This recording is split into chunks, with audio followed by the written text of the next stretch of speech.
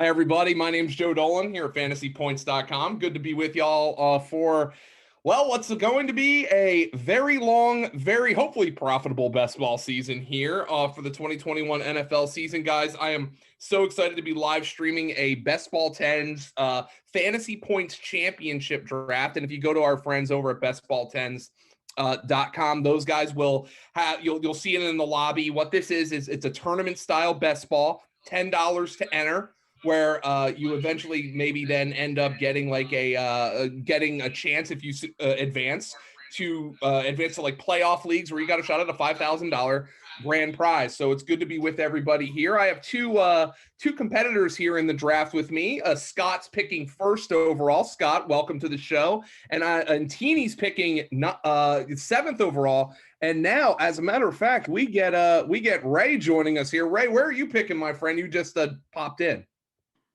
Seventh, right before you. Okay, so Teeny's picking seventh. You're picking eighth. Oh, yes. Sorry. Okay, so you're picking eighth, no problem. But it's good to be with everybody here talking best ball 10s and post draft. And this is the last week we're going to be drafting before, I guess, the schedule comes out. So that's going to be a little bit different with with defenses and quarterbacks. I think that's really the only positions where I truly worry about bye weeks. So just to break it down for y'all, the Fantasy Points Best Ball 10s Championship is a standard Best Ball 10 scoring. It's full PPR, quarterback, running back, 3 wide receivers, tight end, defense, and a flex. So that is what we're going to be starting each and every week. So without further ado, it's good to be with you. And Scott, you were on the clock with the first pick. And I guess it's no surprise. So yeah. Christian McCaffrey goes first. Oh, by the way, obviously you see the draft board there, so it's good to be good information there for looking at the board. I actually have Dalvin Cook, by the way, first on my best ball rankings. That is not an industry standard. I don't think anybody's going to get too mad about it, though, because, he's number 2 overall, I think. So it's not that crazy, but I like the Vikings improving the offensive line. I like that offense just a little bit better, and I loved what Dalvin Cook did last year. So for right now, that's just my preference. But no, absolutely nothing wrong with Christian McCaffrey, who played in like 3 games last year and dominated all of them. Okay, so we got how many drafts have you guys done so far, by the way? I think I'm pushing like 15 already now. Yeah, I'm in that area too. So I only had a couple pre-draft ones. I typically don't draft. It's just my preference. I typically don't draft best balls before the NFL draft. I just feel better about it. I have a couple, and you look at those drafts and you look at some of the values. Like I have a best ball 10s team where I got Mike Davis in the 15th round. Well, that's not happening anymore.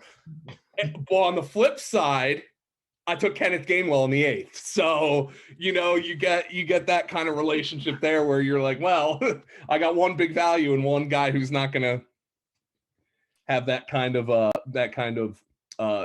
draft equity anymore. Kind of chalky so far. McCaffrey. Cook. Exactly. And the other thing is the guy, he hasn't been picked yet, but Devontae with all the Green Bay surrounding swirl. Yeah. That's the unfortunate thing when it comes to me right now, because shit, of course. I knew this was going to be the case, that Devontae Adams would fall to me. If they get this thing worked out, I'll have plenty of chances to draft Devontae Adams later. I'm just going to draft Tyreek Hill right now. He's my number 2 receiver on my board. Full admission, he's my number 2 wide receiver on my rankings right now. I dropped Adams from 4th overall to 8th overall, but I'm just going to feel better about Tyreek Hill right now. I just feel better about him. Devontae Adams, that's the problem with the Rodgers thing. That was the big story for me, because that's a team that had 2 players going in the first round for fantasy. And look, Packers fans are in my mentions this week, and they're like, well, look what happened when Rodgers came into the lineup. He was better than everybody thought. I'm like, I'm not going to bet on Jordan Love being the next Aaron Rodgers. He might well be. I'm rooting for him. I don't got anything against him, but I mean, that's a hell of of something to live up to there. And he's still on the board, by the way. Devontae Adams says Aaron Jones goes, which is interesting. Before Devontae Adams, I guess the thought is if Jordan Love is the quarterback. All right, let's see here. So the first round, Chubb at 10, Jonathan Taylor at 4. What do you guys think of that? I think I'm aggressive on him, and I have him 6th. Yeah, I love him this year. I think he's gonna have a monster year. I don't think Marlon Mack is gonna be as in his way as everybody thinks he's gonna be. He might get 4 or 5 carries a game, but I think Taylor's an explosive player. Yeah, where he could take the ball 80 yards for a touchdown in one play. So. God damn it. I mean, I have to take him here. I have to take Devontae Adams here. Hopefully that looks like a steal in a couple of months. It's just like, but I mean, you know, you look at the receiver, he's obviously a wonderful receiver. There's nothing, it's not like he's not going to catch passes if Jordan Love's the quarterback, but I had to take him there. Do you think Jordan Love would be worse than Brett Hundley?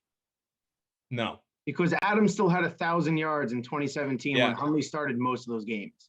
So if he had 70 catches and 1,000 yards, I mean, granted, that's not worth a second round pick, but if he's better than that, I mean, what? Allen Robinson's going round 3. He's never had a good quarterback. No, and still one of my favorite guys to draft, by the way, is Allen Robinson, because his ADP still hasn't risen. But that's a good point with Adams. You know, the thing is like, there was the talk that like, well, maybe the Packers are drafting based on the fact that Aaron Rodgers is the MVP and he can make anybody good. Well, if Jordan Love comes in, is he going to favor Marquez Valdez-Scantling to Devontae? You know, I guess you could make the argument he's just going to get pumped with targets more so than, and I guess that's a valid thing. So yeah, I mean, I'll take Tyreek Hill over him, but I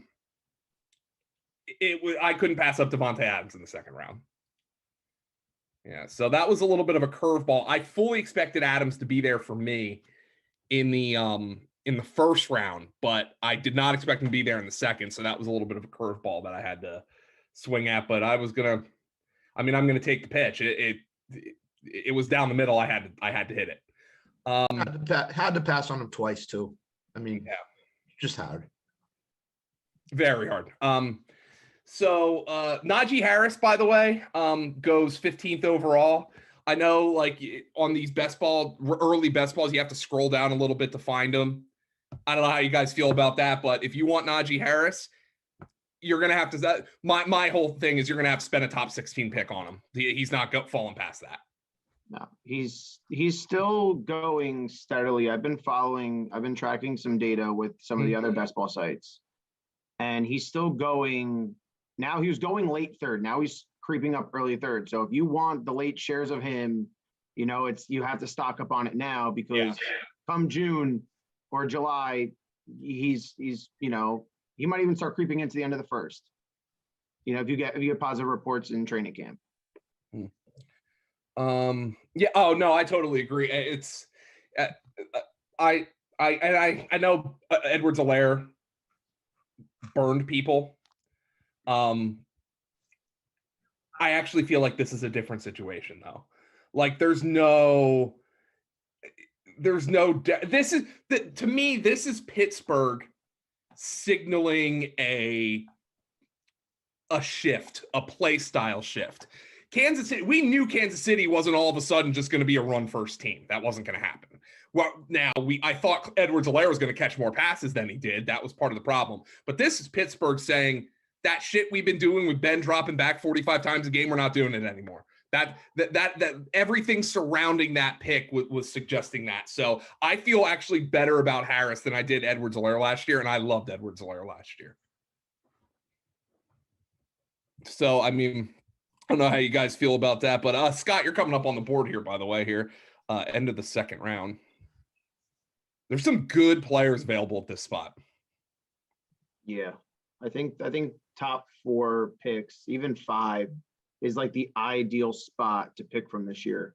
Yeah. You get the last of those top 5 running backs, and then I mean, look here how running back heavy it is. Like you're sitting with gold in your hands in terms of receivers. Mm-hmm. And there you go. I'm going to be drafting Edwards-Helaire a ton this year.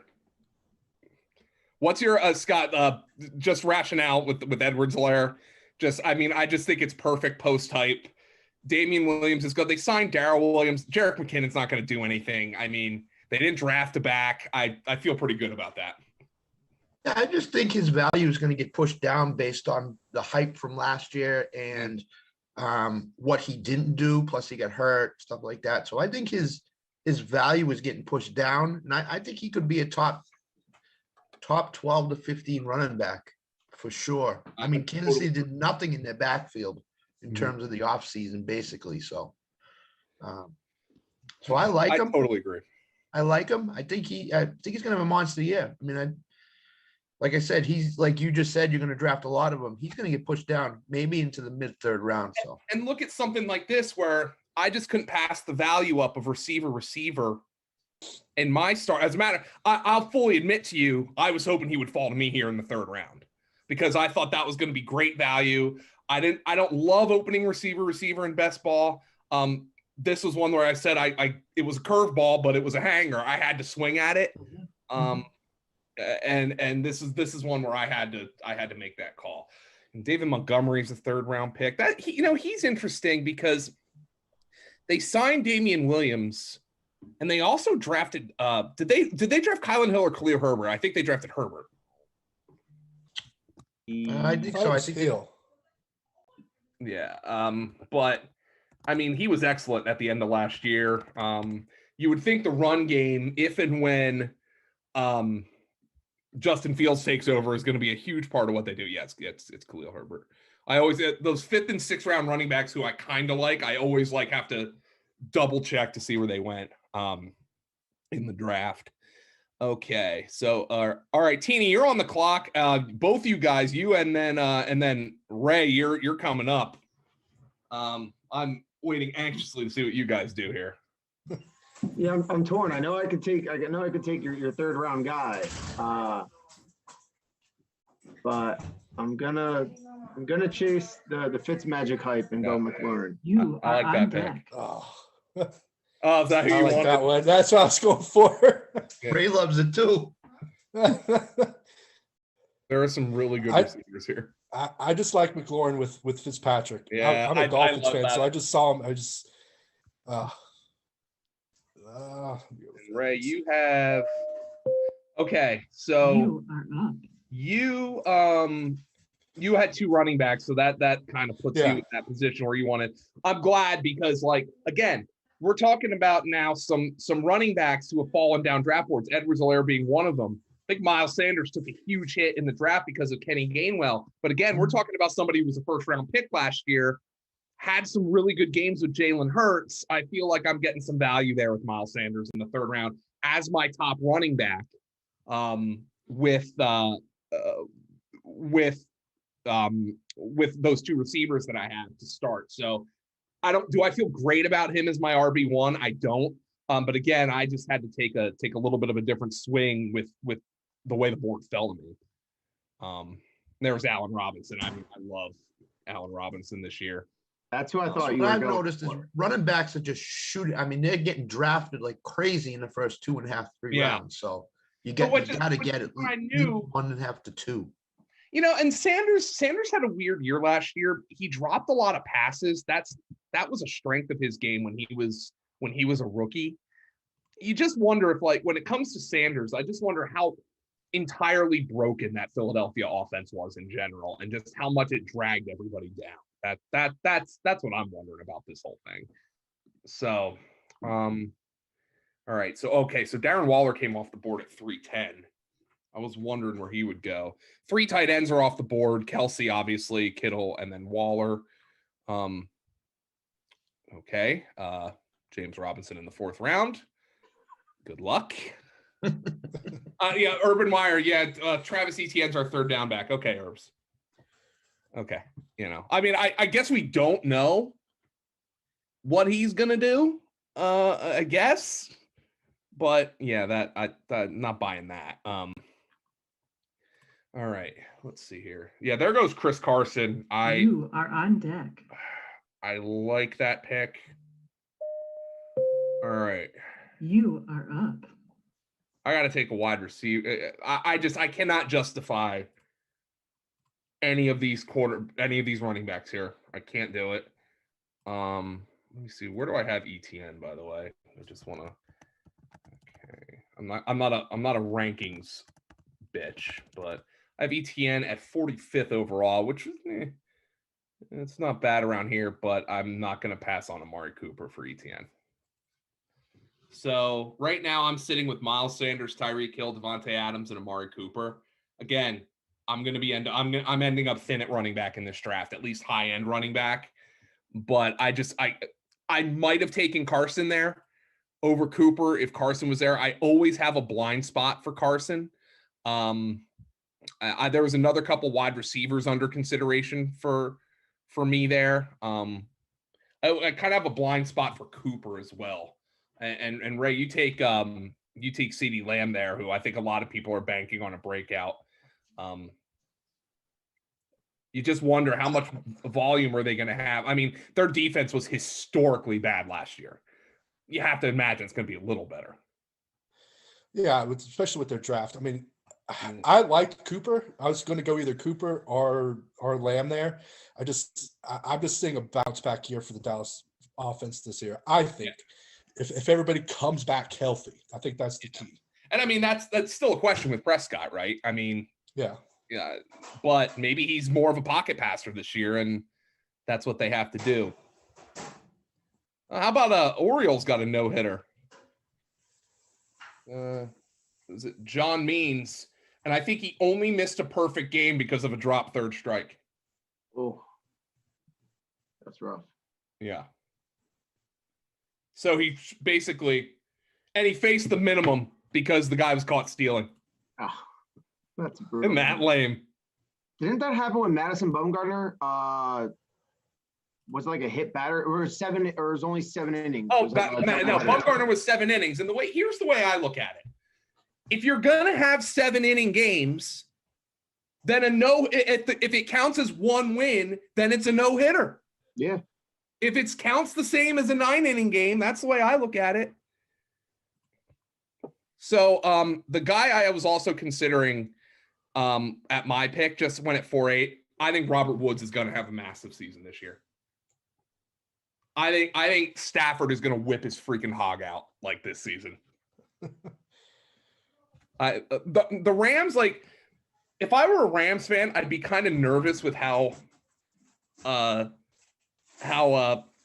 caution to the wind their front office is. But as a neutral observer, I'm going to have a lot of fun to see what happens with that team this year. Akers, Woods, Kupp. That offensive line just scares me. I know McVay works around it, but they still didn't add anything to. They had an undrafted free agent. I think that was about it. Yeah, they got some work to do up front, but a quarterback with the talent level of Stafford is just. Oh yeah, and I mean, and his MVP bets right now they've been rising, but him and Matt Ryan, their MVP numbers look so juicy right now to just throw a little something on. Ryan is still fine, plus 100-1. And Atlanta's another team that's just going to be fun to watch to see what they do. New coach. You get the Dan Quinn stink off of that team and see, are they going to blow as many games? I know they're talking about trading Julio. I just don't think I buy it. Like, why would you draft Kyle Pitts and be like, F it, let's go score points and then trade Julio? I don't know. Do we also think that Matt Ryan's going to struggle without Julio again? Well, that's the thing. Might factor into it too. You're all in on Matt Ryan for at least this year. Yeah. Give him a chance to score points. And I mean, if down the line, if Ryan struggles this year, well, then at least you have Kyle Pitts and Calvin Ridley for your next quarterback. I mean, can they rework his contract to where it's team friendly? Possible. Okay. All right, so I'm eyeing up a player here. All right, Teeny and Ray, you guys are up. This is going to be interesting. See what happens.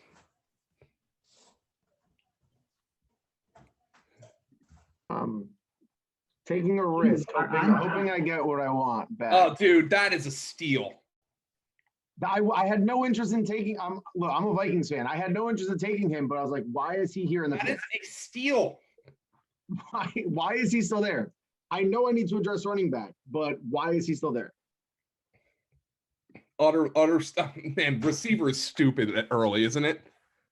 Yeah, that's where this running back in the first 3 rounds pushes down all these talented wide receivers. I mean, I've looked at a lot of drafts online where just receiver heavy in the mid rounds. I'm going to have the most boring running back group in this entire draft, but I gotta be honest. I feel like Mike Davis is a value here. Talk about a huge winner from draft weekend.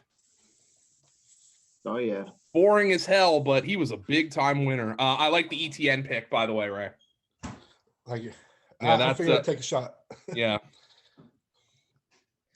He was a loser of the draft weekend. Not as big a loser as James Robinson was, but we have 2 quarterbacks off the board, by the way, at this point, Mahomes and Josh Allen.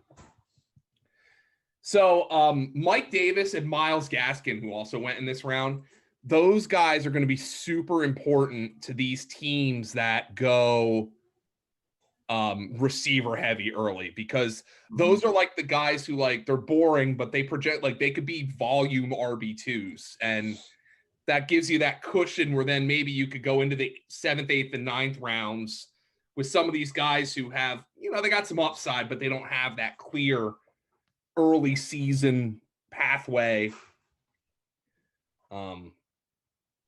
Yeah, Papa Pump needs to update his rankings.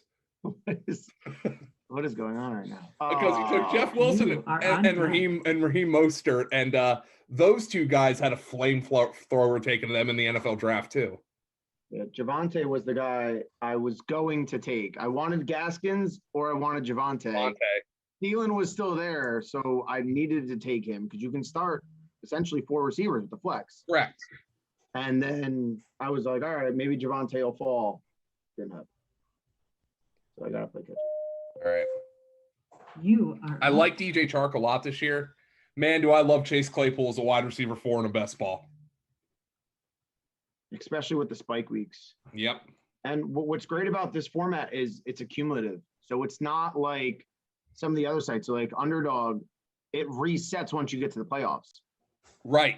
So I've been working on some data with that. Like, you need to have like a super outlier player with your last pick.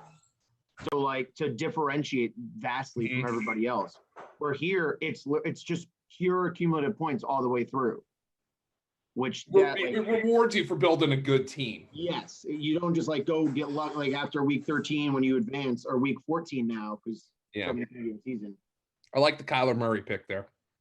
Dang, yeah, I thought it was a decent value for him right there. This is going to be. I usually don't like quarterback early, but. Oh no, but I actually think in best ball this year, that 5th, 6th round quarterback makes a lot of sense. Yeah, I really do. I was off Lamar Jackson. By the way, Chase Edmonds was one of those guys I was talking about, who you're not sure what his role is, but like you can talk yourself into him as an RB2, RB3.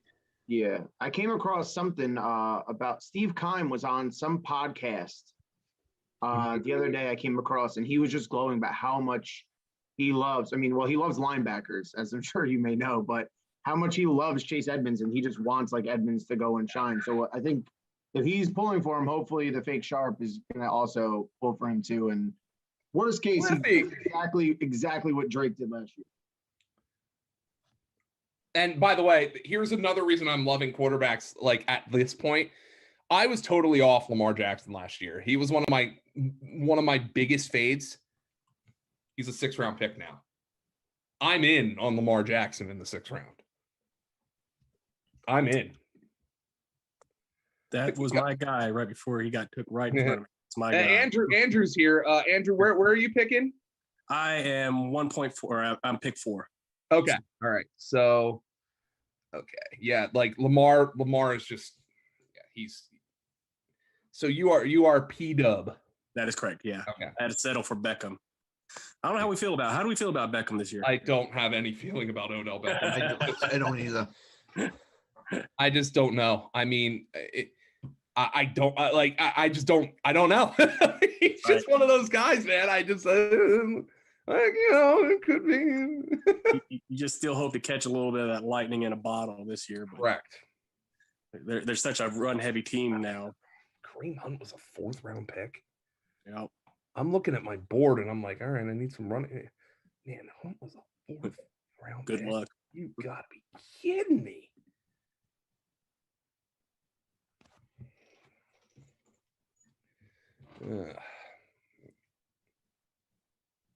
I'm by the way, I like Kareem Hunt, but like Kareem Hunt is one of those running backs in best balls where when I go thin running back early, I'm like, ooh, can I get Kareem Hunt as my RB2 or 3? And I just thought I was going down the board and he's just not there. I'm like, ooh. Running back does start to suck. It Yeah. really does. Holy man. Oh, we count on Ronald Jones. Yeah, right. Good God in heaven. Hey, Joe, when are you coming back on fantasy points more this week? Or On the you mean in Discord? on Sirius XM? Oh, I wish I could tell you. I was like, I haven't heard Joe. I heard you over the weekend. I said I haven't heard Joe. I was on the weekend. 17. Yeah, I don't think Joe Dolan has the sizzle they're looking for. I'm not a big enough name. Bull crap. Yeah, I mean, it is what it is. I mean, I'm very appreciative of everything that they've done for me in my career. Like, they hired me in camp blind, so I can't complain too much. But I just don't think I have enough sizzle to my name at this point. Franchise mode was one of my favorites. Yeah, I loved doing that. Just once a week, we could condense everything, but who is taking the quarterbacks right before me every time? Yeah, the quarterbacks are coming off now.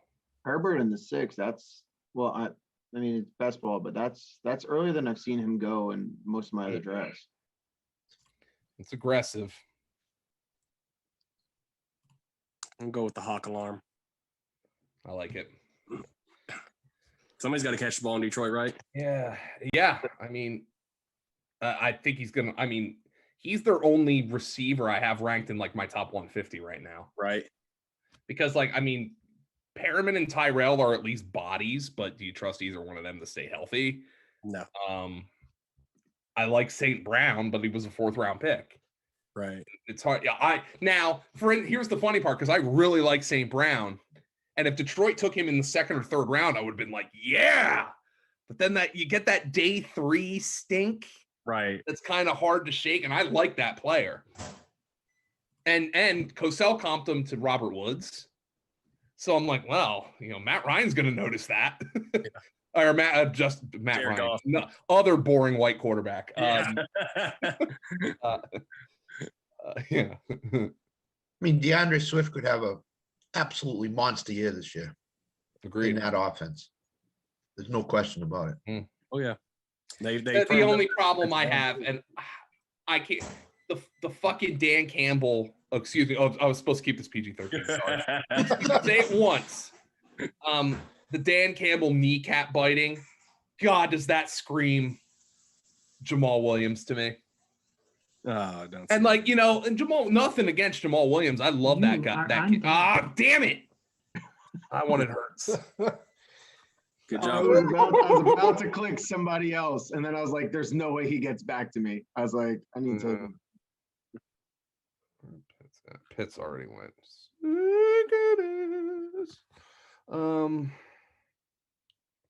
Almost kind of have to be aggressive in these rounds, taking guys that you like. Herbert, I normally wouldn't grab. I was eyeing up Hurts here. And they're giving him a shot. I mean, he's got weapons. All right. You are. I'm going to take Dallas Goedert. I know the coaching staff adores him. Yeah. Robbie Anderson was the guy I was going to choose. Yeah, totally fine pick. I'm just, he does have experience with Darnold.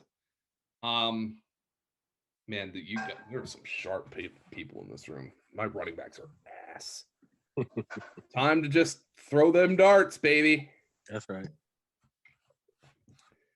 Throw them darts. Well, now more than anything, it just comes down to roster construction. Yeah. What I mean, you know, and Scott had a great article about it that's posted on Fantasy Points with how you can build, and it's his article probably plays more onto this format for a best ball championship than some other sites because it incorporates defense and it's also cumulative scoring.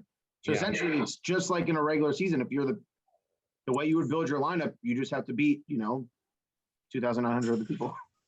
So what I'm looking for here at this point is running backs who are going to try to give me some spike weeks here. Yeah.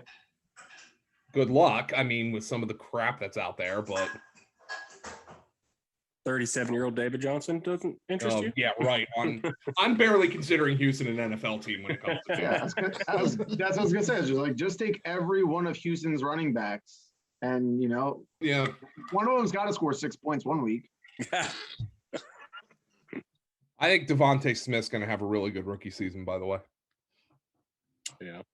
I watch him more and more, just like he's like, I'm an asshole. I must go into like the season and like think of guys like these prospects, try to pick them apart. But the more you watch him, like the more you just think of Isaac Bruce. An interesting Just comparison. a strider. He's small as hell, but he's a bastard the way he plays.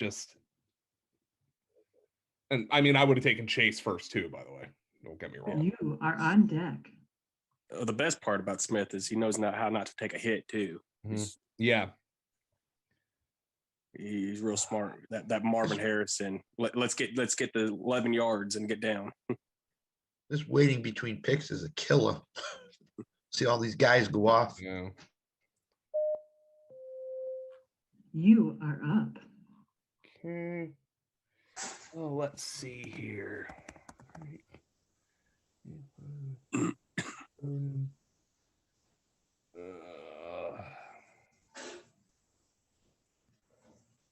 Oh God, I hate taking Melvin Gordon here, and I drafted him a ton last year. I took him a bunch in the third round last year, and you know what he was? He was kind of a third round pick. Yeah. I don't know. The reason I don't like Gordon here is because I think Javonte Williams is going to take over. So. Oh yeah. Yeah. Much like Taylor did last year. Yeah. Well, I mean, Matt got hurt, but the thing about Gordon is, like, I still think he's got a shot to catch passes, and Teddy's not going to throw the ball more than 4 yards down the field anyway. So that's why Mike Davis had such a great year. Right. I mean, can you imagine what Broncos fans are thinking about their team right now? All that young talent on offense. They're just like, right. I mean, what a waste.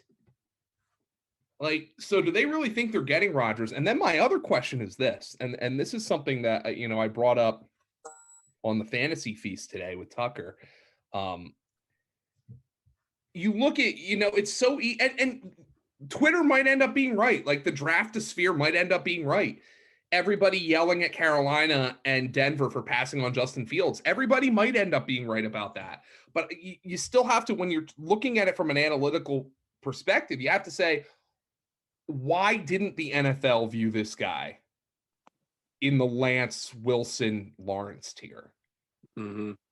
Yeah. And, but I mean, then you look at Denver and look at how they've messed up the quarterback position umpteen years in a row. And it's hard to give them the benefit of the doubt. So, yeah. Oh, man. Boy, are my running backs boring. Mine aren't much better. You have to trust Bruce Arians. My receivers are sizzling hot, but. Oh, wow. Tyreek and Devontae. Well, yeah. I mean, the thing with Devontae was. And Chase. Dang. I passed on him in the first round and took Tyreek. And then I was like, I have to take him in the second. Like, I just couldn't pass on him again. Like, I couldn't pass on Devontae Adams to take, I don't know, Edwards-Helaire. I just couldn't talk myself into doing that. I think when you get Miles Sanders in the third round, that's good. Totally fine. Yeah. Going to bounce back Real And nice. and again, he's a spike week guy because he has those games where he's one of those guys who busts off like 80-yard runs more than anybody not named Derrick Henry. Yeah. And I'm a sucker for post-hype sleepers. Well, not sleepers, which is why I'm all in on Edwards-Helaire this year. Yeah, we're looking. It's amazing how your mindset changes in the middle of a best ball, though. And then you like where you're looking in the 7th round, you're looking at running backs, and you're like, ugh, ugh. And then it comes to like the 10th round, you're like, oh, these guys are looking pretty good out there. You're just like you're mentally prepared. That's not so bad. It could be worse. It could be. Yeah, it could be worse. You know. Oh. It's not Le'Veon Bell, but and then you're like you're looking. The Cardinals are like, yeah, Chase Edmonds, yeah, and then they signed like Adrian Peterson. Peterson is gonna fuck one of these backfields up. Oh, it's gonna be Jacksonville. Jacksonville signed him. Oh God!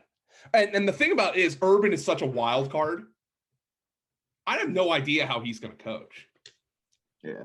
I listened to, I don't know what podcast it was, and they compared the way Jacksonville's set up right now to the exact same thing that the Lions had last year, with Etienne being Swift, and you have Hyde being AP, and then the obviously the brutal comparison is Kerryon Johnson to James Robinson, right? But that same kind of role to where Etienne doesn't hit, and then like, boom, 1 week he like helps win you with the Millie Maker on DraftKings, and then you wanting to start him every single week. Yeah.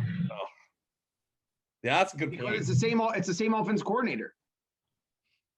Darrell Bevell, yeah. Yeah, that's when it all clicked. It's like, wow. Michael Carter, 101 overall.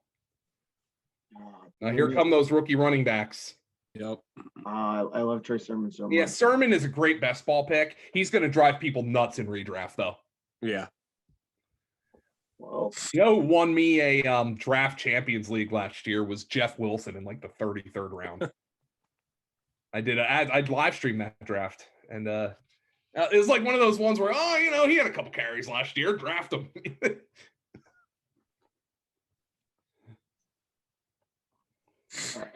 By the way, Kenneth Gainwell prefers Kenny Gainwell.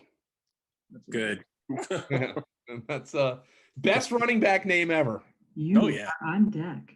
Okay. Are you metal? That's right.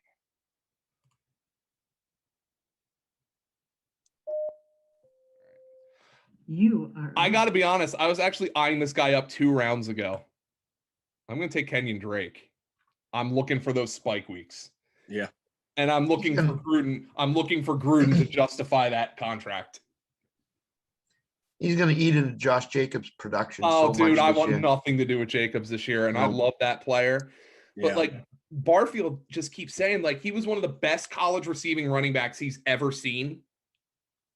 I don't know how much you guys have been reading tonight. Do you guys know how many targets on 3rd down Josh Jacobs has in his career?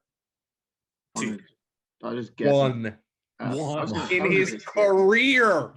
I doubled him up. Yeah. Jeez. He gets unbelievable. He gets stuffed at the goal line more than he gets in, too. That's the other thing that drives me crazy.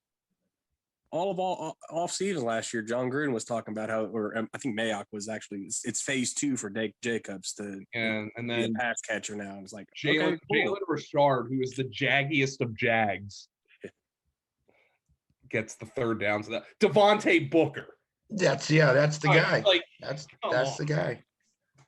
I love my build. I'm just so disgusted with every running back I see. Knowing I'm going to have to go and pick them early, just I need to fill the position. Oh, I can't just keep drafting receivers. What am I going to keep? Like 15 points a week on my bench? It's like that guy in your redraft league who everybody has been in the league with that guy who drafts 2 quarterbacks in like the first 6 rounds. Like, oh yeah, I'm just gonna trade one. Yeah. Everybody's been in a league with that guy. Yeah. I had a guy last year traded Aaron Rodgers for Deshaun Jackson, thinking that was going. Rodgers goes to an MVP, and everybody's like, I had an extra quarterback. What was I gonna do? You are on deck. I'm a Deshaun Jackson stan. I draft him every goddamn year. You All are right, up. I need some. It's perfect for best ball. Gus Edwards is perfect because they're always gonna give somebody else the ball. Can of thrill. I have the most boringest.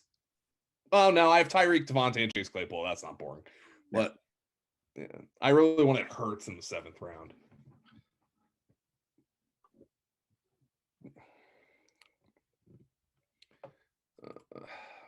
Yeah, this is moving pretty quick. I like it. I like it. Mm-hmm. I want a poor Papa Pump, man. His pre-draft rankings. Dude, he took James Conner too. Yeah, Robinson, Wilson, Raheem Mostert. The Robinson, Wilson, Raheem Mostert trio is pretty rough. Oh my goodness, that's wow. His pre-draft rankings were a little rough there. He's got to adjust those. Ooh, Carson Wentz. Oh, Ray, I want to talk about this. What's the thought here? I hate you, Ray. I hate you, Ray. Oh. I don't think his mic's working. His internet. Yeah, you're muted, Ray. Go. I got it fixed.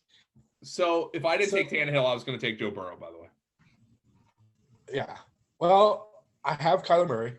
I figured why not take a shot on Carson Wentz. Bounce back. I actually like it.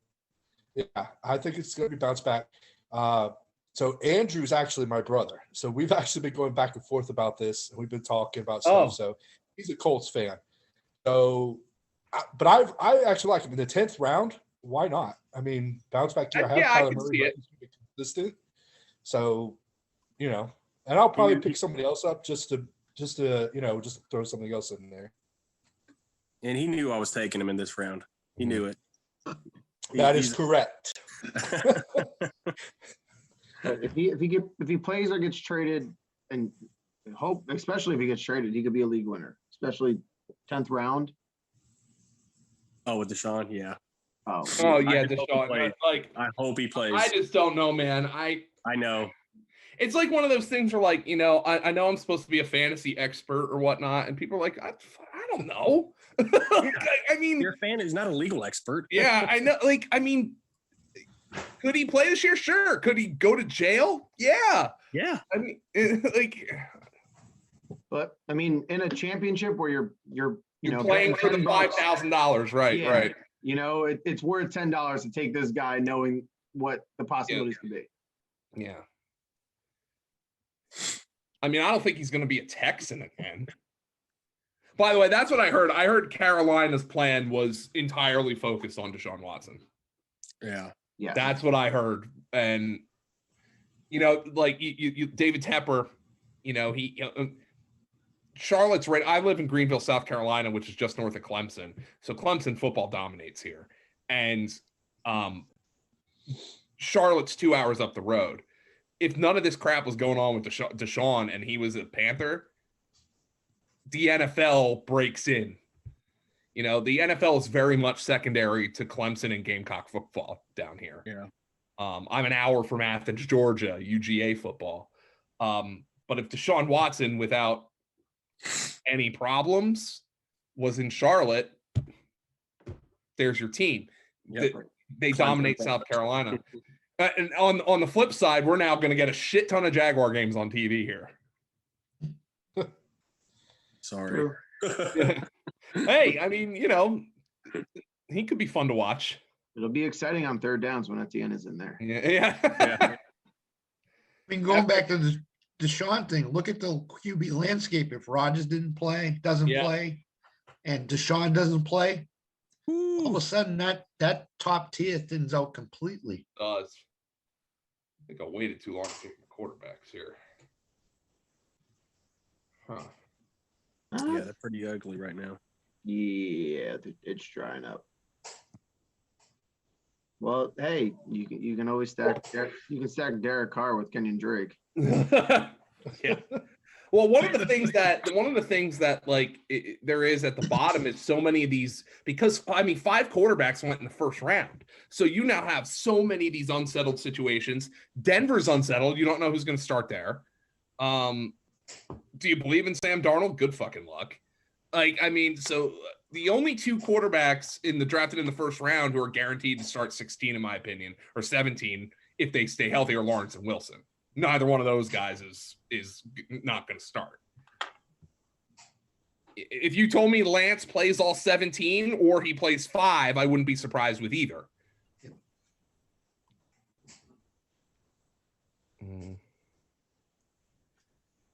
Oh, You are on deck. dare I do it?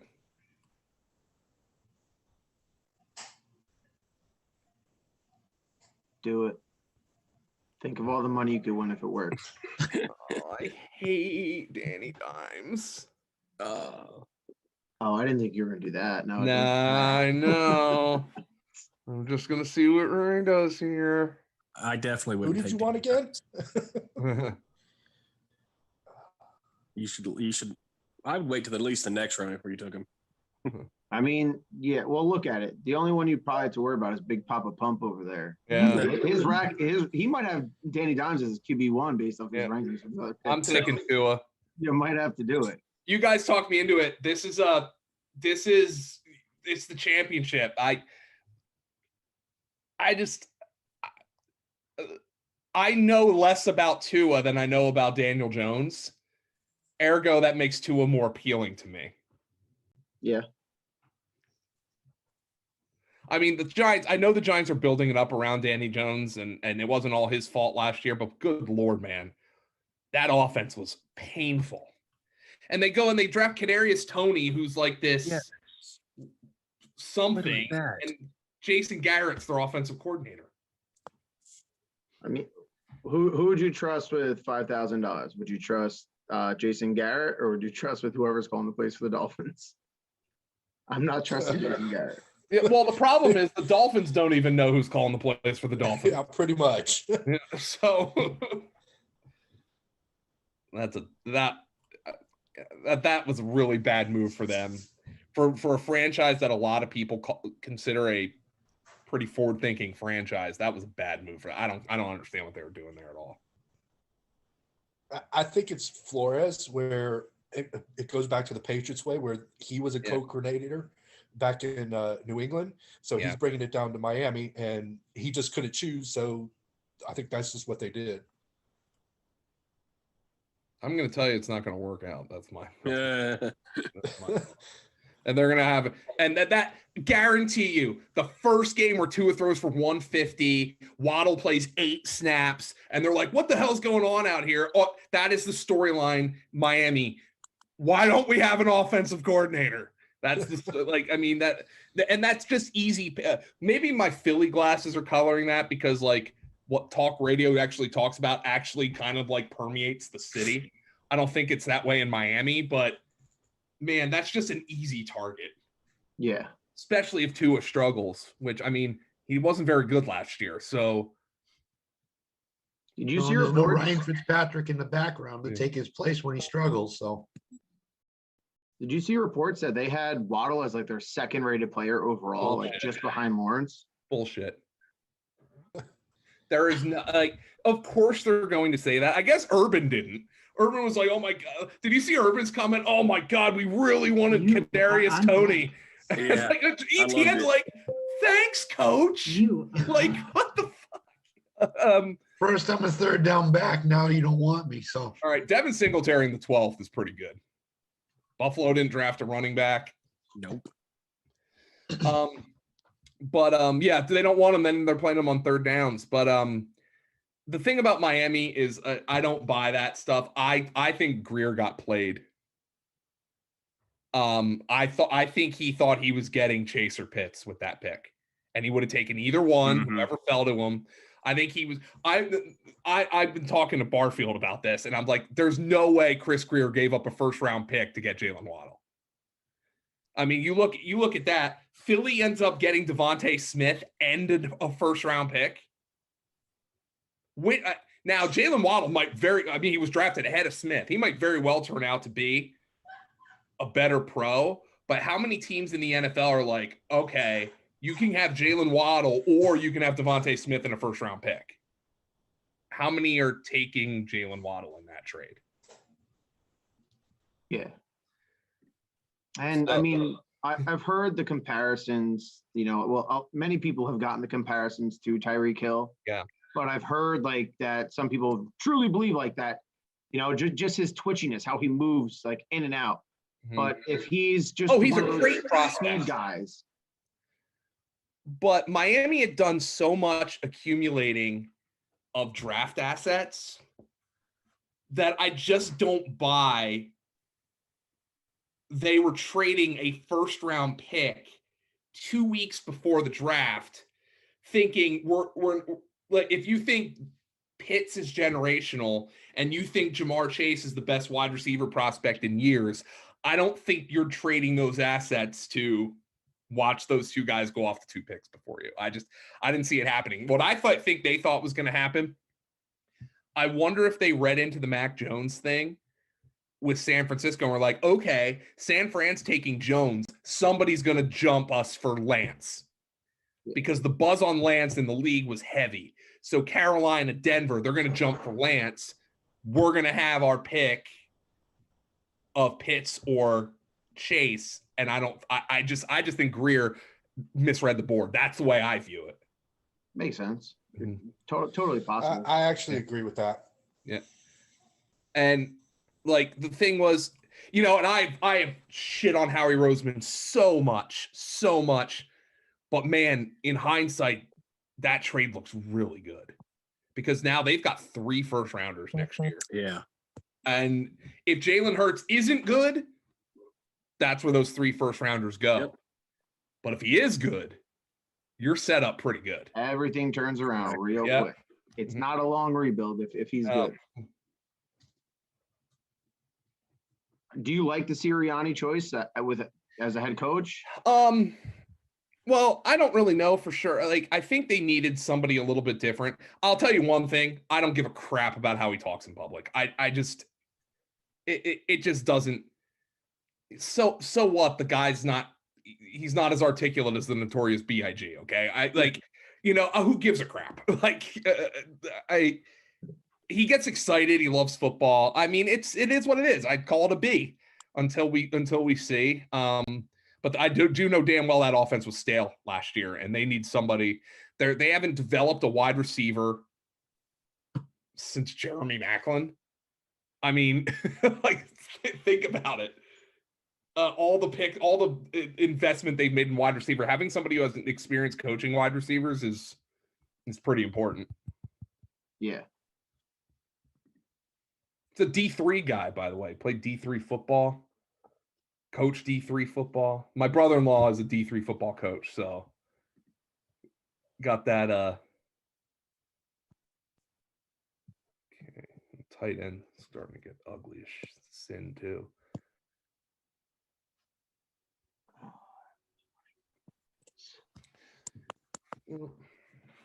So what do you guys think? Do you think Rodgers plays for Green Bay? I don't think so. I do. No. I do think Dude, so. That guy stopped talking to his entire family. There's no chance that he's pissed. Dude, he would get a divorce if his wife didn't close the fridge properly. So there's no I don't see him going back if he's this mad. He's either gonna get his way or he's out, and he'll probably happily retire. He can easily play probably good 4 or 5 more years. Yeah. Do you see them firing the GM just to keep him happy and sign him to a big time contract? I would. What has the GM done to keep his job? What has he done? Piss off Aaron Rodgers, so Aaron Rodgers won the MVP. Right. Drafted AJ Dillon in the 2nd round? Yeah. No. By the way, AJ Dillon was their best pick last year. Right. So keep that in mind. It's mind-boggling to me. They're literally blowing their own Super. I'm a Vikings fan, so I'm happy that they're doing this. But they're blowing their own Super Bowl window by not putting anything around it. And then, like, of course, Aaron's unhappy. He wants out. And now a report comes out that they were trying to trade up for Justin Jefferson. Oh yeah. No. Well, we tried. Yeah, that's like Dude, that's like that's when like the Vikings. You. What were you gonna say? That's like the Danny Ainge crap that comes out every NBA trade deadline. Like Danny Ainge almost traded for Giannis. Like, who gives a crap? If I'm a Packers fan, that pisses me off more. Yeah. Like, And You then could what, the have other guy they were trying to trade was for Ayuk. But Ayuk, yeah, you could have had Jefferson, you could have had Ayuk, you could Right. have signed somebody in free agency. I mean, you could help the guy out and give him a second receiver, but for whatever reason, they just don't want to do it. Yeah. And CeeDee Lamb was sliding in that draft. yeah. You mean you couldn't have packaged up the pick that was going to be that fullback in the third round and your Yeah, first to go rounder to get move him. up 4 spots and take CeeDee Lamb? Are you kidding me? I mean, shit. Even Jalen Reagor at least Yeah. try. You know, like, oh And man. then he praises Kumaro, and then they get rid of him the next Yeah. day. It's like, come on. Don't get me wrong. I'm sure Aaron Rodgers is a pain in the ass to deal with. Oh yeah. Don't get me wrong. I'm not trying to say that. You But- are on deck. I'm just the way I just look at it. Ugh. You are up. All right, this is going to be my first wide receiver since Claypool. Mm. I'm going to take Denzel Mims. I like that. I was going to take him, but I figured if I was going to get a random spike week, Mike Williams might. Yeah, Mike Williams was. He'll jump 8 feet in the air and then fall down and get hurt, but it'll be for a touchdown. So Yeah, exactly. it'll be good enough. Yeah, the Rodgers thing, man, is just, it's so bizarre. And I mean, you didn't tell Matt LaFleur. How do you not tell your head coach you're taking a quarterback in the first round? How is that? That is organizational malpractice. But even like a top quarterback in the league, the Vikings went and told Kirk Cousins that they might have taken Justin Fields if he fell. Yeah. Like the Vikings were out and open, like, hey, all right, like if he slides, we're going to take him. Like they let him know 2 weeks in advance, or if not more from the report I saw. Like, but Aaron Rodgers is not Kirk Cousins. I love Kirk Cousins; he's good, but he's not Aaron Rodgers. No. Like, you need to be like upfront with that with your quarterback about that. You should be upfront with the quarterback. You sure as hell should be upfront with the coach about it. Like, I mean, everybody flipped the shit when the Eagles took Jalen Hurts last year, but at least the GM and the coach knew about it. And they were like, we're going to do this.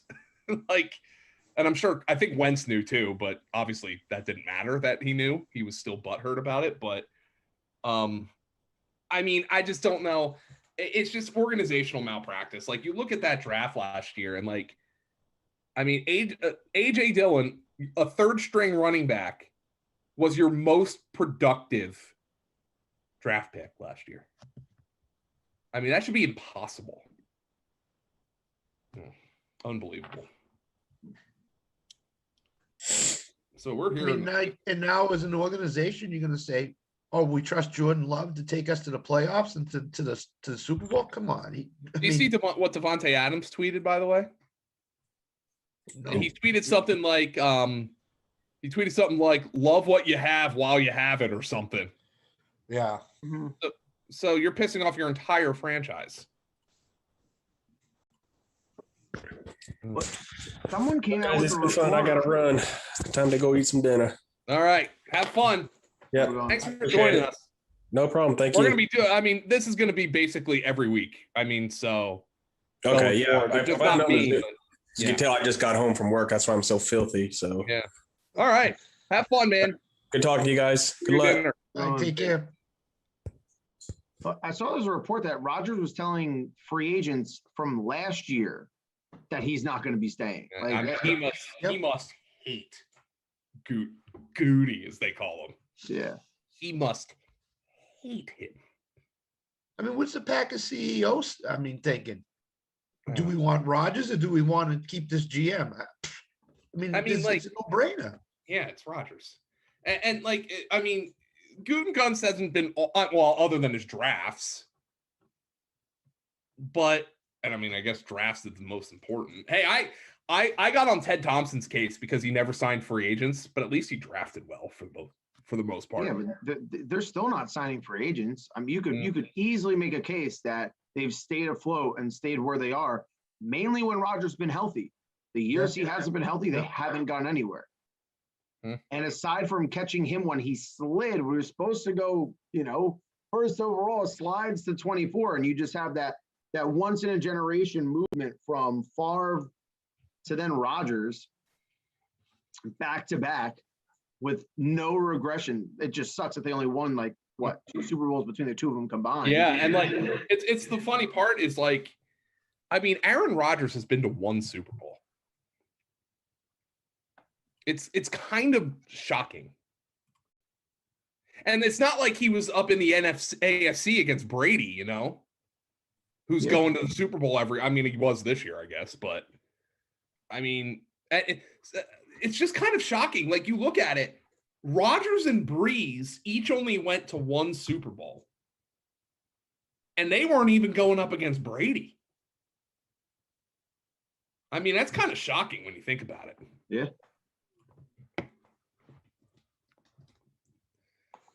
Same number of Super Bowls as Nick Foles.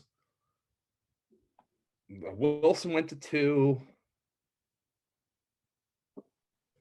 But at least with Rodgers, you have the chance to get there. You're gonna. Oh yeah. They're not getting there with Jordan Love. It's not happening. No way. Yeah, no way.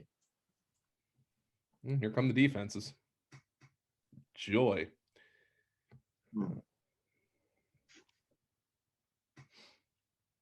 So, what's everybody's feeling with New Orleans, like the quarterback situation? I think it's going to be Jameis, but there's another one though. There's another team that's got an unsettled quarterback situation, which is what makes drafting the quarterback position so hard this year. At least at the back end in these drafts. I think it's going to be Jameis, but I couldn't tell you that for sure.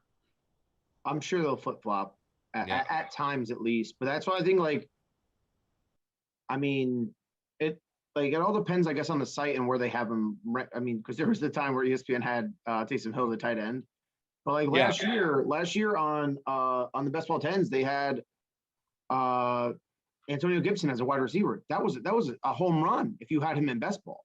Mm-hmm. So if you can luck out and get Taysom Hill as a tight end somewhere, which I highly doubt. But in Best Ball, even having him slot in as a quarter, drafting both of them in Best Ball and just take those 2 and one other high early quarterback, it's really not that bad because either Jameis is going to throw a ton of touchdowns and a ton of picks, or he's going to get pulled and then you get the dual threat ability and you lose nothing for it. Oh, I'm up.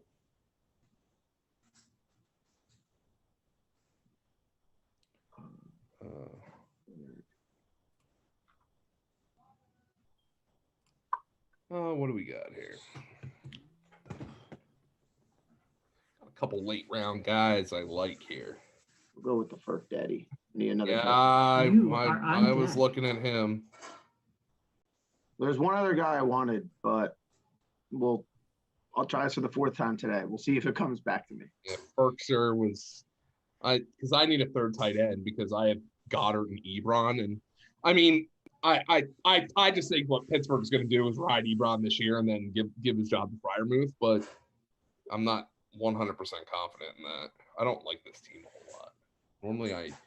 Normally I end up liking teams, but this one this is a tough room. Yeah, I'm having a hard time convincing myself that I like this team because of the running backs. Mm-hmm.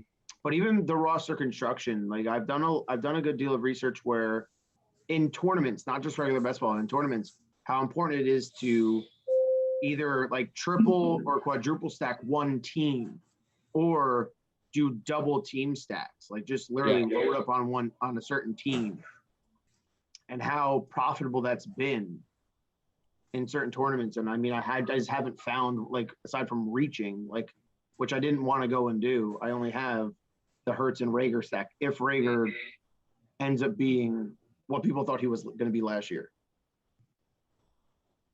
I had a guy in a draft last night that took 7 Kansas City Chiefs in the first 10 rounds. It may work out for him, but that one or 2 weeks where Kansas City doesn't score 30, 35 points in a game might not work out so well for him. It just depends. So That's why I wanted Hurts so bad, because I had Miles Sanders and Goddard, and that was a plan of mine, and I got blued up. All right, Charlie.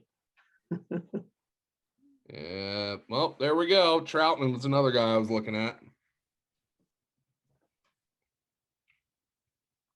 And actually, I was looking at Troutman, our Fairmouth, but that was why I asked that too, because I look at Jameis and I don't know how he's going to turn out, and then even with Hill, I mean, he's still like, you look at last year, I mean, he had a tendency just to tuck the ball and just run it. I mean, Michael Thomas shares weren't that high there towards the end of the season with him until Drew Brees came back. And that's just my concern. Jameis has had some good connections in the past with tight ends. Like him and Cameron Brate had a nice little connection going for a while. And OJ Howard just never, came to fruition really. You are on deck. You are up. All right.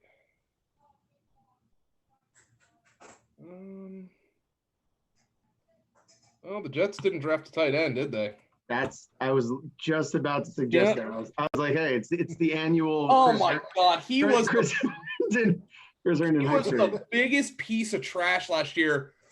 But Brawley at the end of the year kept giving away Chris Herndon props on our betting package. And it was always like, it was like over 7.5 receiving yards. And then it was like over 11.5 receiving yards. And he hit like each the last 4 or 5 weeks of the season. It was pretty like Brawley was like, he was terrible. So everybody forgot about him. And he ended up like cashing all these prop bets with him. It's like he got his head out of his ass at the end of the season. Yeah, I mean, was his prop like 1.5 catches or something? Is that what it was? Yeah, that's what just something where if he caught one pass for a first down, the prop was gonna hit. Like stuff like that. Like, let me look at his game log at the end of last year. He got the annual Robbie Anderson fantasy playoffs explosion under Adam Gase. You remember when Zach Ertz used to be like that, by the way? Before he became just like a complete target hound, but he would show up in December. I think he had 2 games against the team like in a row. Like 14 catches one week against the team for like 170 yards or something. Exactly. So here's what happened. 1 for 9 in week 14 for Herndon. Then he went 3 for 48, 4 for 34 and a touchdown, 7 for 63 and a touchdown. Yes, Robbie Anderson treatment, man. Yep. That's what it is. It's literally Robbie Anderson would do dog shit. Sorry for the. Yeah, well, I've been the worst kids. He would do nothing, and then the fantasy playoffs, he would just go off for like 30-point games and win somebody a fantasy championship. We picked him up, which I got burned by that multiple times. So he just literally took Robbie Anderson's role because he's in Carolina. Yeah. Well, that little run there, I wonder if because the first thing, obviously, any coaching staff and does when it comes in is watch tape on every player. Mm-hmm. I wonder if like Saleh and LaFleur came in and were like, we got something here. And Douglas they had so many other holes on the roster where they were just like, we'll give them another shot. At the very least, they can go 4 wide receiver with the depth they have there now. I mean, both guys just came from San Francisco. There's a pretty decent tight end in San Francisco. He's talented, You can easily just make yourself believe a lot. You're getting him in the 16th round. What do you have to lose? Well, that's why I took him over Jared Cook. Yeah. Because this is the draft champions, right? Like, exactly. No, it's not the draft champions. It's a championship where, like, okay, Jared Cook's going to catch 40 passes for 450 yards and 3 touchdowns. And not that there's anything wrong with that as a tight end 3, but I want a little extra juice there. I mean, there's another tight end still around. If you look at it, where I kind of think the guy that was just drafted for this team, I'm not going to say it because somebody can go and take him, but I don't want him anyway. But the guy that was just drafted at tight end could easily play right as the slot or as an outside receiver because he's so prolific. He would have been one of the top, if not the top receiver drafted in this draft class. And that guy's still sitting around in an offense that has no real running back where they could be throwing a ton. Mm-hmm. So, like, I mean, to me, that's still interesting, at least, round 16, round 17. And there he goes. By the way, I hope I don't, you mean Hayden Hurst? Yeah, that's what I was talking about. Like, Yeah. he can easily play in line if Pitts is attached. I totally forgot Carolina signed Dan Arnold, by the way. I love how his first initial is and last name is Darnold, by the way. But they don't use Brady never used the tight end. I mean, granted, yeah. Ian Thomas might stink. Yeah, but like but I mean, even look back at LSU, it didn't seem like the tight end. Like they had Thaddeus Moss. Keep in mind, they did draft a tight end in the 3rd round. Yes, they did. They drafted Tommy Tremble of Notre Dame, who he earned a scouting term from Cosell that I've never heard before. He said he looks to melt the face mask. Oh, God damn it. I really wanted Josh Reynolds. I had him all queued up. Oh, that's a bummer. Oh, that stinks. You are on. Is he going to be the number 2 or is the guy they drafted? I think Reynolds is the number 2 to start the year. Even if it's 3 receiver sets, it's going to be on the field anyway.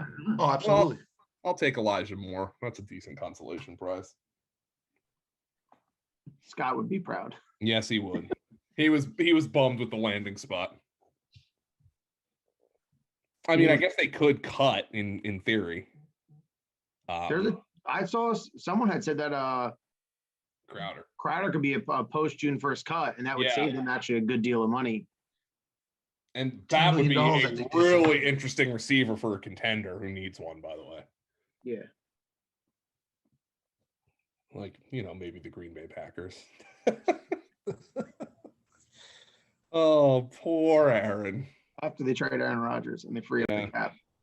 I also see that they offered Rodgers $15 million to host Jeopardy. Yeah, I mean, that's a hell of a gig, by the way. Yeah. That's a sweet gig. You're one of the most famous men in America. By the way, he traded up, didn't he? Shailene Woodley. Whew, what a smoke show. Yeah.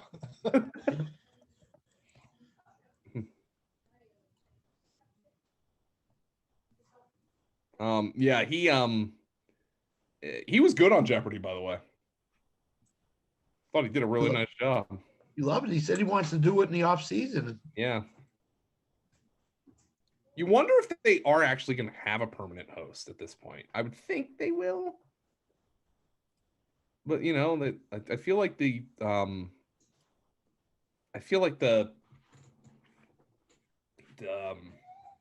guest host has been kind of like a interesting kind of boost for them. Like, ooh, who's hosting this week?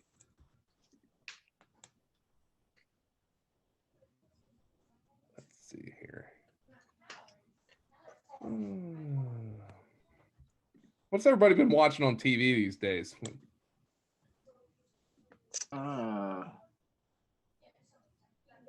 mean, I'm like a big nerd, so I'm into like the Marvels. I've been watching the Marvel series and stuff like that. I've seen all the movies, but we haven't watched any of the series yet.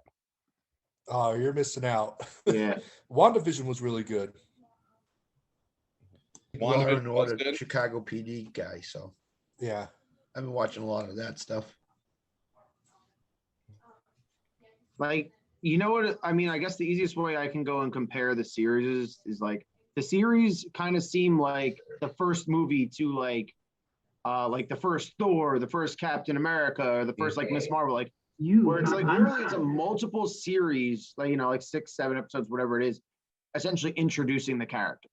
It's just a slow way of building a story arc. I mean, they tend to pay off, and now what? Now there's going to be a new Captain America movie. So that even that just came out that it's going to be in like pre-production. And if apparently Anthony Mackie, who played, who's Falcon, found out in the grocery store. Some dude just came up to him and asked him about it. I like those movies. I never got into like the like obsessive fanboying of them. Not that I don't judge that, by the way. I just never got into that level of interest. Gotcha. Yeah. And I haven't seen, there's a couple I haven't seen. I haven't seen Doctor Strange. Oh, that one's really good. I never read the comic books, so I don't really know too much.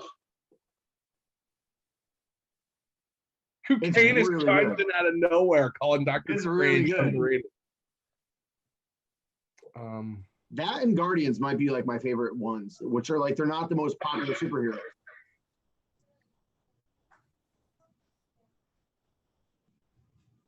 I've heard that a lot too. Guardians is probably my favorite, but Winter Soldiers, I love Winter Soldier. That's actually a really good one. Hey, Kukanis, you're a horror guy. Do you play horror video games?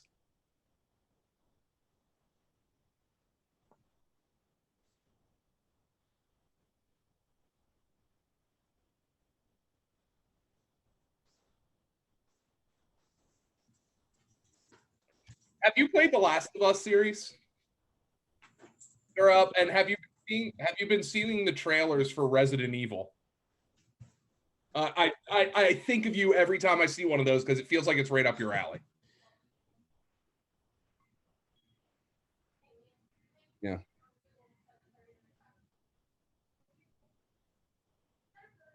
Yeah, I'm not a horror game guy, but even this Resident Evil is starting to. I really liked Resident Evil 4. That's one of my favorites. What are you buying? Like the merchant. Yeah. Salvon Ahmed's a good pick there, by the way.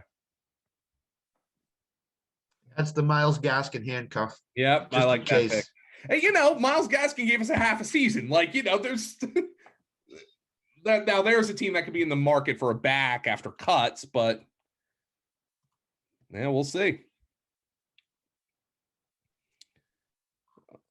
Definitely going to be looking at training camp. These UDFA running backs with the Falcons are going to be important to follow. Like Javian Hawkins? Yes. I mean, Javian Hawkins is in such a good spot that I mean, he was drafted, wasn't he? Yeah, I took him. That's why I mentioned. Yeah. Yeah. So he's in such a good spot that he's going to go as early as any. Well, let's see. The interesting thing right here is because the schedule isn't out yet, you don't know if you have two quarterbacks or two defenses. You don't know if their bye weeks are going to line up or not. Which is why I'm taking 3 of each. I know that's a chicken shit move because I'm like, oh no, oh crap, I'm not taking 3 defenses. I can't take 3 defenses. Why not? You have 2 more picks. I had to take 3. Well, I'm taking a third quarterback, so sure. I'm already telling you that. Probably shouldn't have done that, but well, I already have. He already has 3. I think Ray only has 2, but he has 3. I just took my 3rd, so. You shoot for the moon with Trey Lance?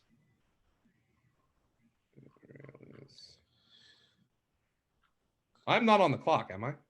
No, you're on deck. I think so. Yeah. Okay.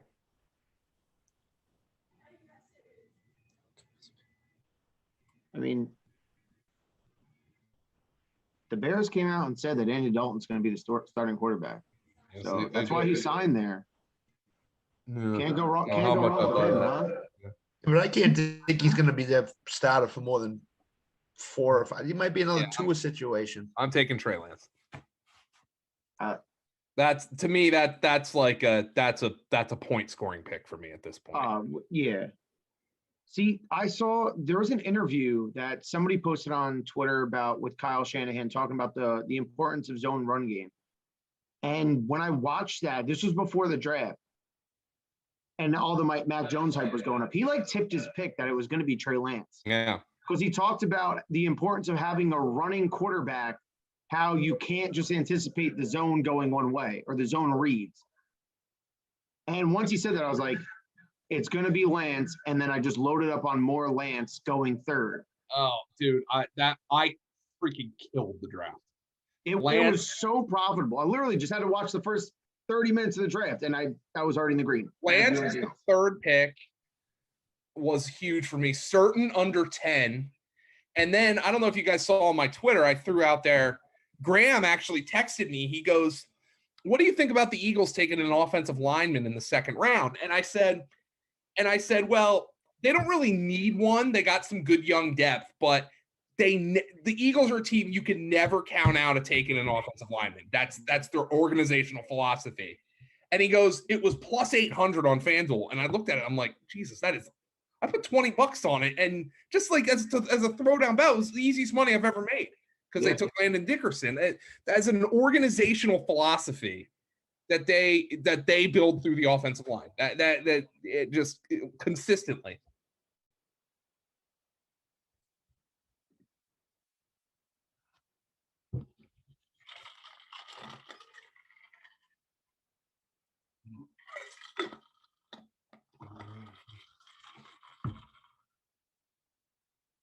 You are on deck. So there goes Final Seth Williams. picks. Final prayers. Here we go, boys. You are up. All right. Who am I taking here? I'll take that Kansas City defense. They got a good return game. All right. Here we go. I do not like that. My team is mediocre. You guys gave me a tough room here. I mean, I had a lot of fun though. Talking. I got sniped a couple of times. Jalen Hurts in the 7th. I thought for sure I was going to be able to get Josh Reynolds in the 16th round. I thought for sure. He's going to be one of my most drafted receivers this year. I just wonder if he's like one of those talented guys who has always had to contend with just more talent when he's been with the Rams. But I really enjoyed this guy's bet. He did a good job putting it together. I want to thank everybody from the NFFC. I mean, these things are fun for $10. I mean, can't beat it. Yeah. And like that's how I mean, this is how I prepare. This is how I draft, like I don't mock draft anymore, because even sometimes, my wife will be watching like a Hallmark movie or something. And I'll be like, you can go on Underdog or Best Ball 10s and find like a $3 draft. Yeah. They're like, I'm having a few drinks, so I'm not all about my wits, but for $3, sure, and they'll give me entertainment for a couple hours. Anyway, guys, thank you so much for joining me. The draft is over. Anybody who's watching this, I hope you enjoyed. I mean, I know we were just kind of BSing, but that's kind of what we do here. Just thanks for joining us here, fantasypoints.com. And we're going to have these all summer long, sometimes multiple a week. I think we're going to have a best ball draft champions. We're going to have some cut line drafts, all that stuff. So I hope everybody enjoys it. Thanks for joining us. Thanks everybody. And we'll see y'all soon.